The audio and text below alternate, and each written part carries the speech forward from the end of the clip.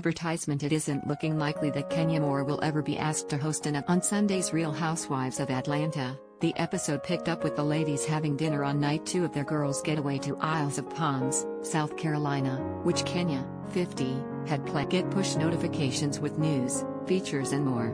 Following Yell. Get the latest updates on this topic in your browser notifications. At the conclusion of dinner, Porsha Williams asked if the women would be playing, although Kenya didn't have one planned, and jokingly said they should all run to their rooms and go to sleep at 9:32 p.m.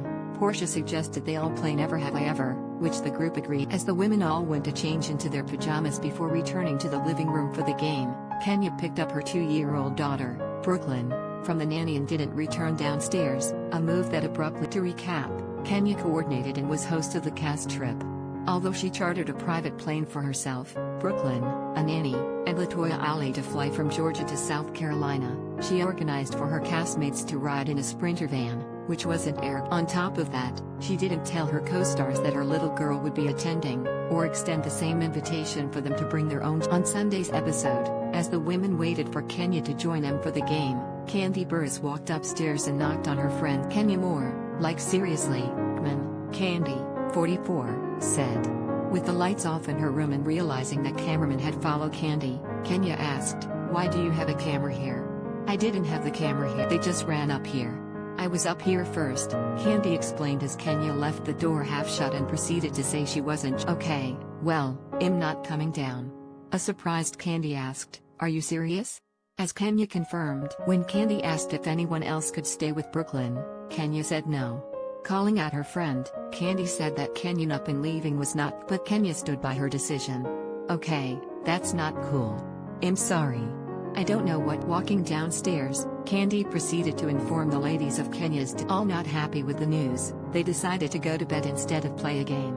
Kenya does have money, Kenya does afford herself nannies, and even if you couldn't afford anything else, you could afford some common damn sense, Porsha, 39, told the Porsha, who is mom to daughter Pilar Gina who turns 2 in March, also added, "Kenya is synonymous." Listen, I get where Kenya's coming from.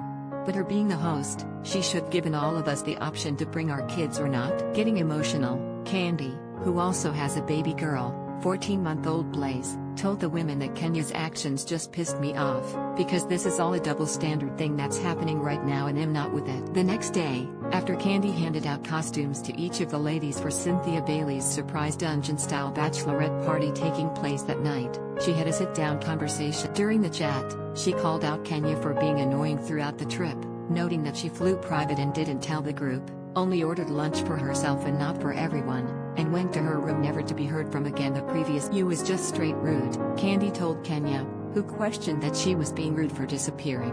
"Yes, that's rude if you're the host, can't. There are multiple things that have happened that annoyed me. And last night was the. I'm just saying if it was anybody else doing this to you, it would be a madhouse." Explaining her current circumstances amid her divorce from estranged husband Mark Daly, a visibly emotional Kenya said, "I don't have a village right now. You know what I mean? So for me it's just been really stressful and I told you that," she told Kandi, wiping. "It has been over a year since Mark and I have been separated. As a separated person who has a child all the time, it's just me, Kenya, who has not been away from her daughter a day in her life. The decisions I make are not because I want to, it's because I have to.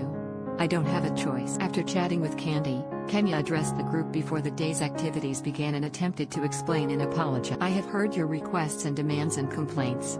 Last night, I didn't explain to you guys that I have so we went back up to the room. I just want to let you guys know that I do apologize for not having lunch yesterday. I definitely should have asked you guys." But the conversation wasn't put to rest. That night at dinner, the women served up the drama when they confronted. "Last night, I did go upstairs and my child was there and I made the decision to make sure that she was safe in her bed while I was there," Kenya explained to Trusadora, who brought up the topic at the end. "Unfortunately for me, I made the best decision for my child at that moment. As a single mom, I have to make the decision that's best for my child, and anybody who is judging me for that, it's really shameful." Although Kenya apologized earlier in the day, the women didn't understand that it was as an apology. After back and forth amongst the women, Cynthia, 53, stepped in to share her. "When you put this trip together, just from a communication standpoint, if you knew that because of your situation you had to bring your daughter, It would be nice to let the other ladies in the group that have children have the option, said Cynthia. Kenya fired back, I don't need to give them an option, which was met with pushback. That is the problem, you've been doing double standards all trip, said Kim. In the end, Kenya said she was sorry.